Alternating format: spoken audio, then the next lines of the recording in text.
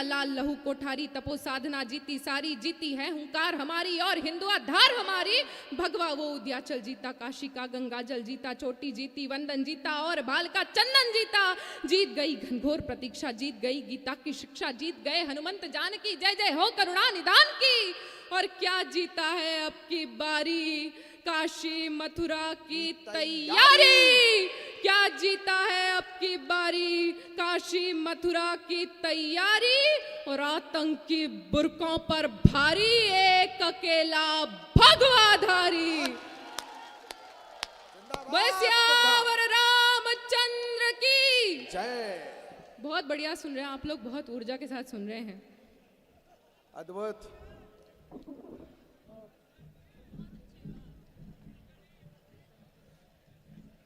कई लोगों का राष्ट्रवाद ऐसा जगह कि वो कोना होना देख रहे हैं। सिया राम, दोनों हाथ खड़े करके बोलेगा जय जय सिया राम, जय श्री राम, जय जय सिया राम। अच्छा बताओ, कार्यक्रम अच्छा हो रहा है कि नहीं? बताओ, इतने अच्छे कार्यक्रम को भी रोकने की कोशिश कर रहे थे लोग। मुझे याद आ रहा था, भगवान रामचरितमानस में भी आता है कि जब भी यज्ञ होते थे तो राक्षस टाइप के लोग विघ्न बाधा डालते थे। तो मैंने अंशुल भाई से कहा था, चिंता मत करो, कार्यक्रम होगा और ऐतिहासिक होगा। अगर ऐतिहासिक हो गया हो या उत्सव, तो एक बार पूरा सदन तालियां बजा करके वहां तक पहुंचाएं तालियां कि वो नहीं रोक सके तो अपन क्या रोकेंगे। स्वागत है। एक अतिशय आवश्यक कविता पढ़ रही हूँ। स्वागत है बेटा। इस देश को बांग्लादेश बनने से केवल और केवल एक चीज रोके हैं, और वो चीज है धर्म। यदि धर्म खत्म हो जाएगा, यदि धर्म नष्ट हो जाएगा, तो इस भारतवर्ष में कुछ भी नहीं बचेगा। हमारी भी हालत बांग्लादेश जैसी हो जाएगी। वो मैडम हमारे यहाँ, उनकी बांग्लादेश वाली मैडम हमारे यहाँ क्यों पनाह मांगने आई? क्योंकि हमारे यहाँ बेटी बचाओ आंदोलन चल रहा है, और वो हमारी बेटी हुई। अखंड भारत में से वो जो काट पीट के दिए गए, उनमें से ही वो बच्चा निकला, उनकी वो माँ है, तो हमारी बेटी हुई है। एक बार मेरे स्वर में स्वर मिलाइएगा, एक बार मेरे विचार में विचार मिलाइएगा। धर्म की आवश्यकता इस देश को क्यों है, और क्यों धर्म इस देश को अलग बनाता है, सुनिएगा। क्या बचा रहेगा यदि धर्म बचा रहा? तो जगत गुरु की थाती वाला वासंती परिवेश बचेगा। जगत गुरु की थाती वाला वासंती परिवेश बचेगा। चोटी चंदन और कमंडल गीता गैया शेष बचेगा। गंगा यमुना जलधाराएं सागर का आवेश बचेगा। अवधपुरी काशी नालंदा तक्षशिला ऋषिकेश बचेगा। बच जाएंगी आर्य सुताएं संतों का उपदेश बचेगा। माटी पर मर मिटने वाले वीरों का उद्देश्य बचेगा। लोकतंत्र की मर्यादाएं संविधान अन्वेष बचेगा। लोकतंत्र की मर्यादाएं संविधान अन्वेष बचेगा। दीप्तिमान इस देव भूमि पर देवों का उन्मेष बचेगा। मथुरा वाली जन्मभूमि का एक एक अवशेष बचेगा। एक बात बस गांठ बांध लो, धर्म बचा तो देश बचेगा। भारत माता की बहुत बहुत धन्यवाद, बहुत बहुत आभार। धर्म बचा तो देश बचेगा। और एक विशेष कविता, बहुत बढ़िया। बहारो फूल बरसाओ मेरा महबूब आया है। महबूब बाद में आएगा भैया, रुक जाओ जरा, अभी अंगारे बरसाने का समय तुम है। खड़ी रही तो आ भी नहीं पाएगा। वही बता रही हूँ, अंगारे बरसाने का समय है, अभी फूल बोलने। रुको, मैं माँ हिंदी की सबसे छोटी बेटी हूँ। एक बहुत बड़ा प्रश्न, आपकी बेटी का प्रश्न आपके सम्मुख रख रही हूँ। स्वागत है। भाषाई सभ्यता से एक छोटी सी तकरार मेरी हमेशा से रही है। प्रबुद्ध मंच है, मैं मंच का विशेष ध्यान चाहती हूँ इस टिप्पणी पर। स्वागत है बेटा। महिलाओं को विशेष ध्यान चाहती हूँ, शक्ति स्वरूपाएं बैठी हैं उनका विशेष ध्यान चाहती हूँ। जो पुरुष कमजोर दिखाई देते हैं उन्हें कहा जाता है चूड़ियां पहन लो। मेरा प्रश्न है कि यदि चूड़ियां मानक है कमजोरी का, तो क्या आप जगतजननी जगदम्बा को चूड़ियां पहनाते? वाह, अच्छी बात है। और इसी परिप्रेक्ष्य में एक कविता सुनेगा, आपको भले दिखती हो कमजोरी का, मानक है चूड़ियां। देखो, ये होती है महिलाओं की एकता। मैं कविता सुना रहा था तो एक पंकज पंडित को शर्म नहीं आई। अच्छा, आपको भले दिखती हो कमजोरी का, मानक है चूड़ियां, मुझे क्या दिखाई देती है? कलियों के कोमल हाथों का आधार दिखाई देती है। कलियों के कोमल हाथों का आधार दिखाई देती है, तलवारों के बीच नाचती धार दिखाई देती है, रणचंडी का वह रणभेदी वार दिखाई देती है, जगजननी इस जीवन का सब सार दिखाई देती है, अगणित नंगारों का आगार दिखाई देती है, धर्म ध्वजा को हाथ लिए प्रतिकार दिखाई देती है, चट्टाने चिंगारी और अंगार दिखाई देती है, और तुमको चाहे निर्बल का श्रृंगार दिखाई देती हो, लेकिन मुझको ये चूड़ी हथियार दिखाई देती है। और इसी परिप्रेक्ष्य में पुनः एक छंद मां अहिल्या की नगरी को प्रेषित करना चाहती हूँ कि क्या करके दिखाया चूड़ियों ने भारतवर्ष में। वीरता को वर्ती इस भारत की भव्यता को करुणा के कलमे सिखा गई है चूड़ियां। वीरता को वर्ती इस भारत की भव्यता को करुणा की कलमे सिखा गई है चूड़ियां, पौरुष की परिपाटी तलवारें पढ़ा गई तो गरिमा की गोष्ठियां लिखा गई है चूड़ियां, दृढ़ता का वरदान वीरों ने टिकाया तो धीरता को धैर्य से टिका गई है चूड़ियां, और जलकर जब जौहर की ज्वाला अपनाई तो खिलजियों को औकात दिखा गई है चूड़ियां। बहुत बहुत आभार, बहुत बहुत धन्यवाद। और एक विशेष कविता इस विशेष जगह पढ़ना चाहती हूँ कि मैं महिलाओं के पक्षधर जरूर हूं, लेकिन मैं संस्कृति और सभ्यता की पक्षधर भी हूं। ये मां अहिल्या की नगरी है। अभी हिमांशु भैया बता रहे थे कि जब साक्षी या साइना अपने आप को वहां प्रूव करके आती है तो उनके पीछे कई पुरुष खड़े हो सकते हैं। इन्हें बताने की आवश्यकता नहीं है। ये उस धरती से आते हैं जहां मल्हारराव होलकर ने अपनी स्नुषा अहिल्याबाई होलकर को ऐसा तैयार किया कि रघुनाथराव पेशवा अपनी तलवारें छोड़कर मां अहिल्या के सामने नतमस्तक होकर वापस गया। अपनी धरती के लिए, मां अहिल्या के लिए जोरदार तालियां बजाइए। परम प्रतापी मेवाड़ी माटी का गौरव गान सुनो। दुख ये है कि हमारी बेटियां रीले बनाने में इतनी व्यस्त है कि इतिहास तक वो पहुंच नहीं पा रही है, और हम वो रीले देखने में इतने व्यस्त है कि हम अपना इतिहास उन तक पहुंचा नहीं पा रहे हैं। अद्भुत, बहुत अच्छा।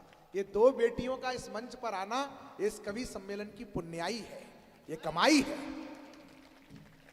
और अब ऐसी बेटियां खड़ी होंगी तो यह देश रीलांगनाओं का नहीं, फिर से वीरांगनाओं का देश बनेगा। अंशुल भैया, इस मशाल को आप जलाते रहिएगा। हमारा प्रयास है जहां कहीं भी अंधेरा हो वहां दीपक जलाएं। तो यहां पर इस जीरापुर की धरती पर भी इस संस्कार का, संस्कृति का यह दीप आपसे वादा ले चाहता हूं मैं कि हमेशा जलता रहे। ऐसी परंपरा को आप स्थापित करिएगा। एक बार तालियां बजा करके भाई अंशुल से इस बात के लिए आप भी समर्थन करें मेरे प्रस्ताव का। परम प्रतापी मेवाड़ी माटी का गौरव गान सुनो, समर भूमि में अड़ा खड़ा ललनाओं का सम्मान सुनो, सुनो प्रतिज्ञा की परिपाटी यत्नों का परिणाम सुनो, बलवेदी पर पृथक लड़ा वह भीषण रण संग्राम सुनो, सुनो कि कैसे लड़ जाते हैं हम सम्मान बचाने को, क्षण भर भी न विलंबित होते अग्नि मध्य जल जाने को, नारी दल चल पड़ता है अभिमान पुनः लौटाने को, खिलजी विलजी मुंह की खाते प्रतिबिंबों तक आने को, सुनो कि कैसे मेवाड़ी सूरज का तेज बचाया है, सुनो कि कैसे बलिदानों ने निज सम्मान बढ़ाया है, सुनो कि कैसे रूप सलोना अग्निकुंड तक आया है, सुनो कि कैसे ज्वाला ने खुद ज्वाला को अपनाया है, अरे सुनो कि कैसे जली पद्मिनी शील बचाने की खातिर, अरे सुनो कि कैसे जली पद्मिनी शील बचाने की खातिर, और तुमने सारी शर्म बेच दी रील बनाने की खातिर, तुमने सारी शर्म बेच दी रील बनाने की खातिर।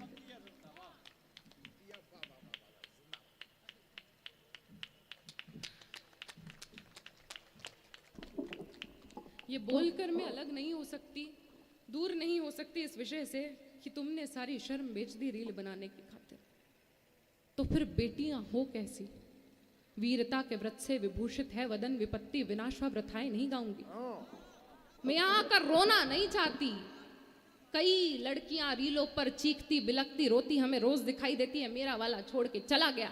आपके जीने का मकसद इतना छोटा कभी नहीं हो सकता। आप कित्तूर रानी चेन्नम्मा, रानी पद्मिनी और रानी दुर्गावती की बेटियां हैं। हमें अपनी बेटियों को कैसा तैयार करना है सुनिएगा। वीरता के व्रत से विभूषित है वदन, विपत्ति विनाश व व्रथाएं नहीं गाऊंगी। नीर नयनों में नहीं, ज्वार अखियों में होगा क्लेशकारी कष्ट की कथाएं नहीं गाऊंगी। प्रेम अनुराग सद्भावना की बात होगी, प्रज्ञा से विहीन मैं प्रथाएं नहीं गाऊंगी। अरे लक्ष्मीबाई पन्नाधाई पद्मिनी की वंशजा हूं, लक्ष्मीबाई पन्नाधाई पद्मिनी की वंशजा हूं। लड़के मरूंगी पर व्यथाएं नहीं गाऊंगी, लड़के मरूंगी पर व्यथाएं नहीं गाऊंगी। और एक अंतिम कविता, जो कविता मेरा कवि सम्मेलनों की यात्राओं का उद्देश्य है, वो पढ़कर अपना स्थान लूंगी और आपका सबसे ज्यादा समर्थन इस कविता पर मांगती हूँ। दुर्योधनों, दुशासनों और रावणों की कमी किसी युग में कभी थी ही नहीं।